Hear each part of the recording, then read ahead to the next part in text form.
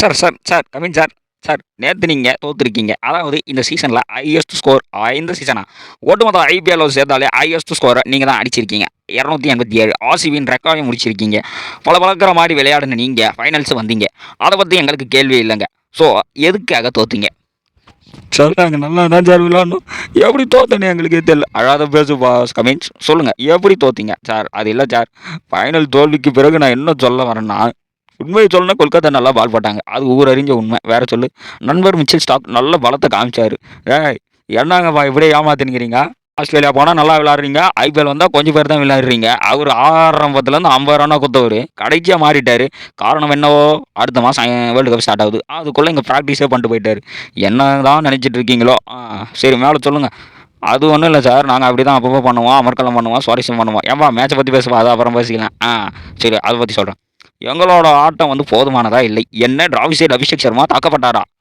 உடனிருந்த இன்ரிச் Klaasen, market மார்க்கரும் மற்றும் திருப்பம் வந்தால் திருப்பதி வரும், அவரும் தாக்கப்பட்டாரா? என்னத்த சொல்கிறீங்க? ஆமாம் பேட்டிங் சரியில்லை, என்னத்த சொல்கிறது. பெருசாக அடித்தான் பார்க்கலாம். ஆனால் இந்த பக்கம் குவாலிஃபர் 1லேயே எங்களை எல்லா தடவையும் போட்டு அடின்னு வச்சுட்டாங்க. குமிச்சிட்டாங்க. இதுக்கு மேலே நான் என்ன பண்ணுறது? சைதாப்பேட்டை நம்பருக்கு தான் கால் பண்ணணும். நான் இருக்கிற ஏரியாவுக்கு பக்கத்தில் தான் இருக்குது. பாடி சோடாங்கிறது எனக்கு வெளியே கூப்பிட்ற பேருங்க. உள்ளுக்குள்ளே ஒரு ரத்த கலவி ஓடிட்டு இருக்கு. ஆள் யாருன்னு மட்டும் சொல்லுங்கள், அவனை நச்சுக்கு போட்டுடுறேன். ஸ்ரேயசர் கொடுத்தாரா? நல்லா வங்குன்னு குத்தாரா? குத்தாரு. கொஞ்சம் லைட்டாக வெளியே 10 மாதம் பார்த்துக்கலாம் விடுங்க அப்படின்னு கம்மின்னு சொல்லி முடிக்க.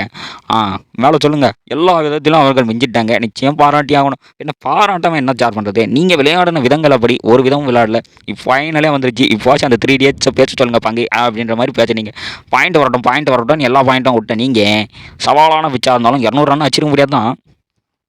பட் ஒரு 160 ஆச்சு நாங்கள் எடுத்துருக்கணும். அப்பாச்சும் எங்களுக்கு வாய்ப்பு வந்துருக்கும். எது வாய்ப்பா சார்? நீங்கள் 280 அடிச்சிருந்தாலும் அவங்க அடிச்சிருப்பாங்க. பிகாஸ் அங்கே ஜிஜி இருக்காரு. ஜிஜியா அவர் யார்? கௌதம் கம்பீர். உங்களை சைலண்ட் பண்ணாரா? சைலன்ஸ் வச்சு எங்களுக்கு சைலன்ஸ் காமிக்கிறேன் அப்படின்னு அவர் நினச்சிருப்பார். ஆனால் அவரே உங்களுக்கு சைலண்ட் காமிச்சார். பார்த்தீங்களா? இது கொல்கத்தா நைட் ரைடர்ஸ். ஸோ உங்களை பந்து ஆடுவாங்க, பறக்கடிப்பாங்க, பல்லாப்பழம் சாப்பிட வைப்பாங்க. ஸோ சொல்லும்போது தான் நீங்கள் மனம் திறந்த பாய் கமின்ஸு ஜாலியோ ஜிம்கான அப்படி போக சரியானா அப்படின்னு ஆத்தமா T20 வேர்ல்டு கப் பார்த்து அது விடுங்க ஆச்சு குமரி அடிக்க போகிறீங்க. அது தெரிஞ்ச கதை தானே. இதுக்கெல்லாம் எது கவலைப்படுறீங்க? அடுத்த சீசன் பார்த்துக்கலாங்க அப்படின்னு ஷாருக் கானே சொல்லுவார். கவலைப்படாதீங்க கமின்ஸ், நீங்கள் வாங்க. நம்மளுக்காகட்ட எளிமையமான எதிர்காலம் இருக்குது. ஆல்ரெடி அங்கேருந்து தானே இங்கே வந்திருக்கேன். சொல்லுங்கள். அங்கேயும் கோடி கணக்கில் குத்திங்க, இங்கேயும் கோடி கணக்கில் கொடுக்குறாங்க.